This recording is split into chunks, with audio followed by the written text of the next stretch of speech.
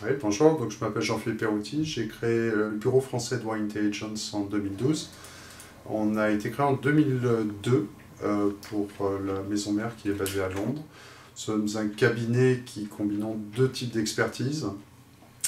Les études de marché, soit des études consommateurs ou des études de filière, d'une part, et le conseil, d'autre part. Ce qui nous rend un peu unique, c'est que nous sommes spécialisés uniquement sur la filière vitivinicole. Donc on sert les producteurs, les négoces, les coopératives, les distributeurs, les importateurs dans cette filière. Le CNIF, qui est le Conseil national des interprofessions viticoles, nous a mandaté ma société et celle de Xavier Jougman, XJ Analyse et Décision, pour réaliser une étude des ventes de vin sur Internet en France. Alors le contexte, c'est qu'on ne savait pas vraiment quel est le volume de vin vendu sur le marché français, on ne sait pas qu'est-ce qui se passe trop dans cet univers, et surtout le CNIV avait le sentiment et le ressenti que cet univers évolue énormément.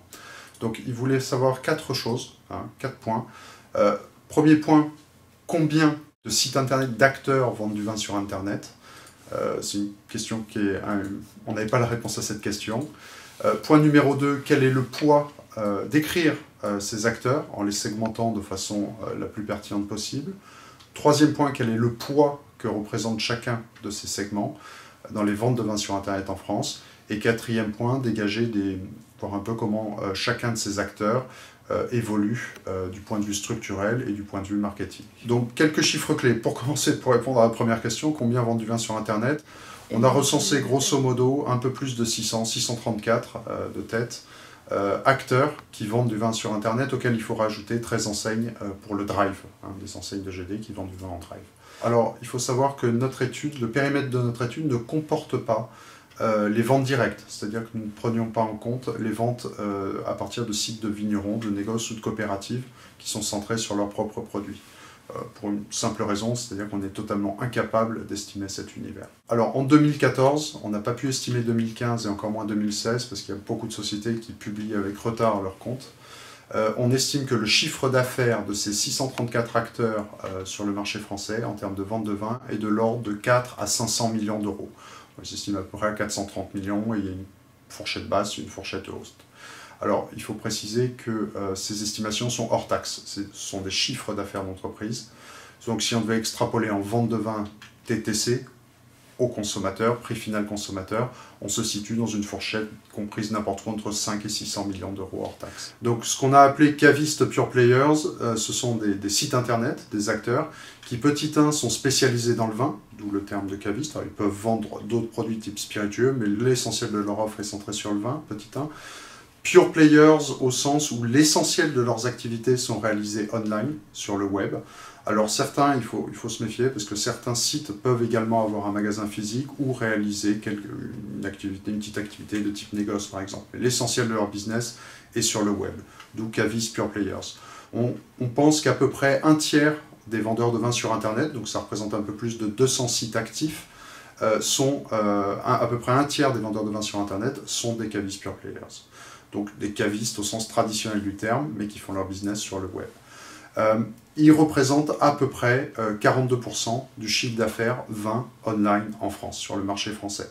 Donc ça reste encore, vous avez mentionné que ce sont des pionniers, beaucoup les leaders ont été créés il y a au moins une dizaine d'années. Je pense par exemple à millésima.fr. Alors c'est un pure players au sens où c'était un VPCiste, qui a pris le tournant d'Internet assez tôt. Maintenant, à peu près 70-75% de leur chiffre d'affaires est réalisé online. C'est aussi Wine & Co, c'est vinatis.com, etc.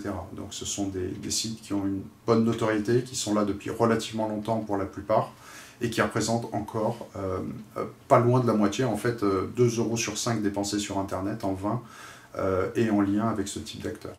Si on mettons pour simplifier, la grande distribution online, par grande distribution on entend les enseignes classiques, mais également des enseignes qui leur appartiennent parfois, ou même souvent, type Cdiscount par exemple. Donc c'est tout ce qui est modèle de grande distribution, qui vendent des produits alimentaires et du vin.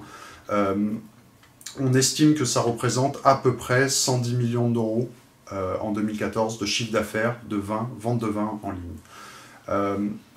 Alors, un peu plus de la moitié est représenté par le drive.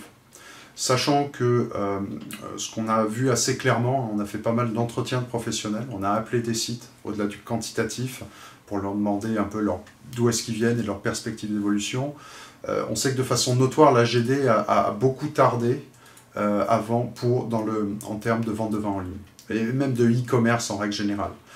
Donc là, il y a encore un gros potentiel de croissance sur ce canal. Pour vous donner un exemple, sur une autre étude, donc Wine Intelligence, une enquête consommateur réalisée en 2015, on estimait qu'à peu près un consommateur de vin en France sur 5 a déjà acheté quelque chose en drive au cours des 12 derniers mois.